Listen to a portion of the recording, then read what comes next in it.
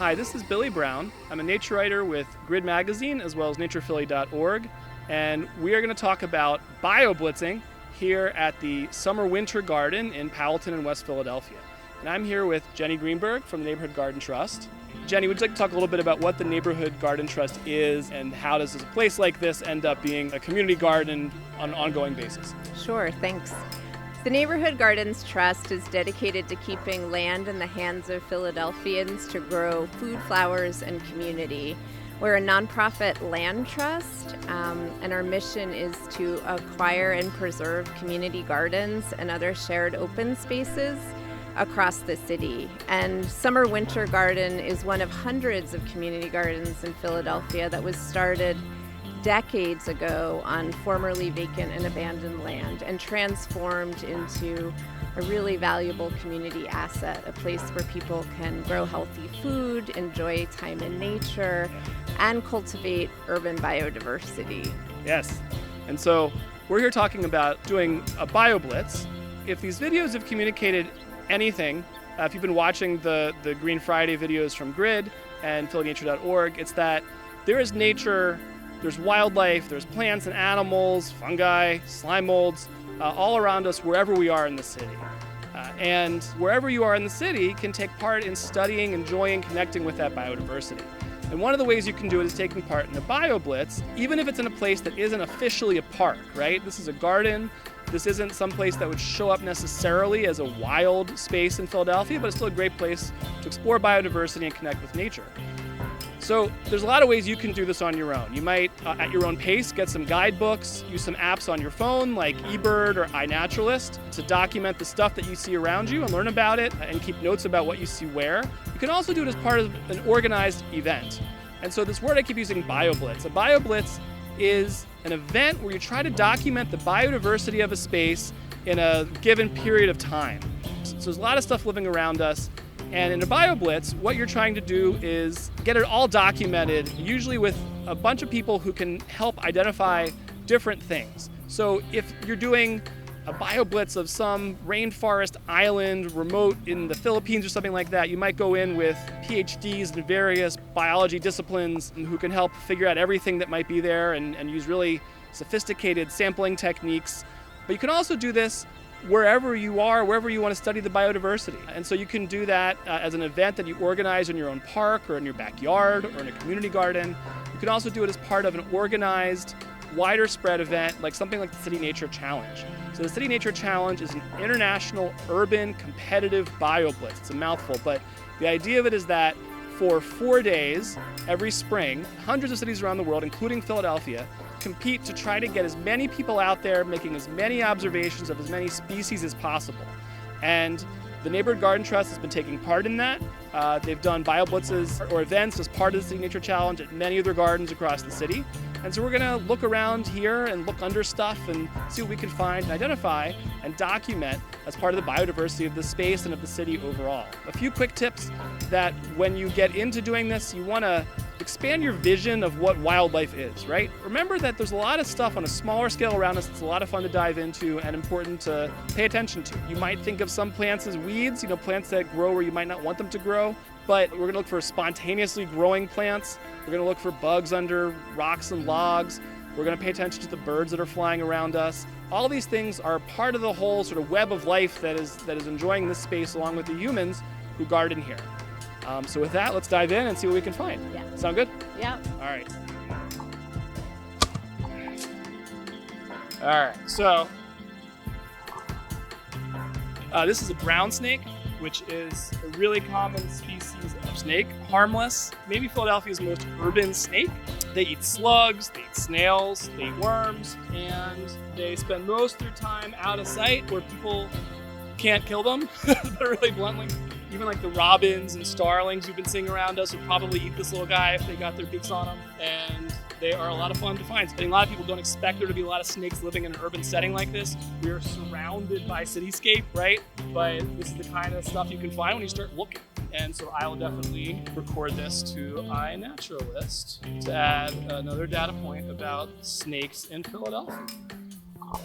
One of the great things about uploading things to iNaturalist, and also eBird for that matter, is that the data that you're collecting is stuff that conservation agencies, scientists can use later on.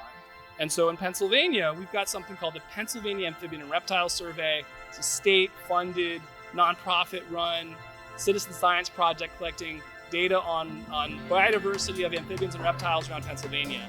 And that pulls data from iNaturalist, which then helps state conservation agencies, scientists learn more about what lives where in Philadelphia, which is useful information going forward. And so this is one way that you, like in your garden in West Philly, can help contribute information that scientists and conservation agencies can really use. Okay, so we found a snail here. We can take our time because it's not going anywhere too fast, but I'll take a picture of it, try to figure out what kind it is, and another data point for future researchers who are curious about biodiversity in places like this. So I think this is what I've referred to as an orchard snail or white-lipped snail, but I think it is a brown-lipped snail. But I'm going to submit this observation and let the people who know more about snails figure it out. All right.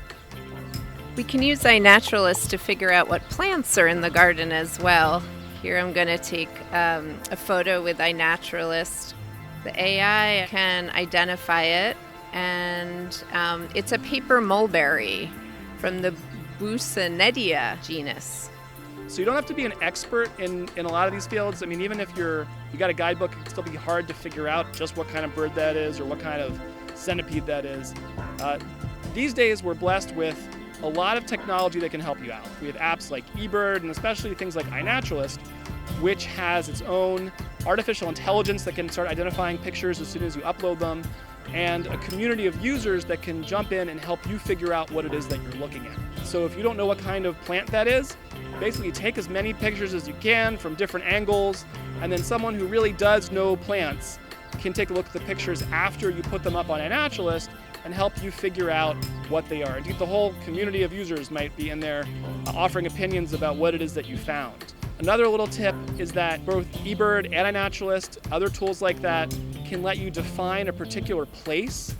And so that when you later on want to see what's all the stuff we found in this garden, for example, this garden is officially a place in iNaturalist. You can click on it and see the list of everything anyone has found here. And so in that way, you can help sort of build the record of biodiversity for a particular place that's important to you. Hey, so we're going to take a look at this plant here. I'm not sure what it is, but I'm going to start by taking a few pictures.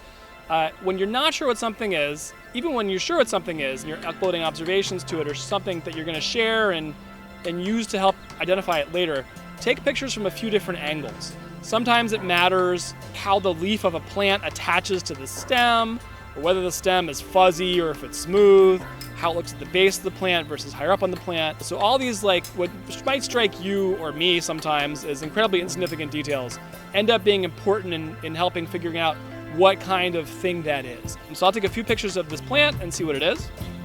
It's got pretty yellow flowers. I'll get some shots of the leaves. And then I'll get a shot of how the overall thing is growing, so that sometimes just the overall shape or growth habit of a plant matters in figuring out what it is. And then I'm going to use the artificial intelligence feature of iNaturalist to figure out what it is, and it says it is rocket salad, which is another way of saying arugula. And so what we're looking at is feral or escaped arugula, and you might eat it in your salads, but this is an interesting point about how things that we grow can then, from their seeds, end up sprouting other places. Most of the time, it's not a big deal. I don't think we got problems in Pennsylvania with arugula taking over the countryside. We do with some other things, but arugula seems pretty safe. But it's interesting to see that it does sprout and grow on its own outside of your garden plot. Let's see how it tastes.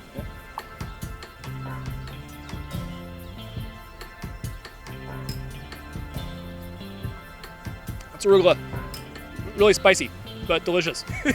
I want to thank the Neighborhood Garden Trust and the gardeners of the Summer Winter Garden for hosting us here to talk about bioblitzes in spaces like a beautiful garden space here in West Philadelphia. Jenny, you want to talk about the importance of protecting this kind of garden? Thanks. So the Summer Winter Garden has been part of the community here for over 40 years, and only this year will NGT be able to finally permanently protect it for open space to serve the community for generations to come. Philadelphia has community gardens, small and large, all over the city, and they're treasures to our city. And we need to make sure to protect the land and preserve them so that they're not lost to development and can continue to serve the people and creatures who live here. NGT has protected almost 50 gardens across the city to date, and we're working to bring it to 60 gardens by 2022. Thank you. This has been a production of Grid Magazine and PhillyNature.org. If you want to learn more about nature in Philadelphia, check out PhillyNature.org. And of course, subscribe to Grid Magazine and support environmental journalism right here in Philadelphia. Thanks.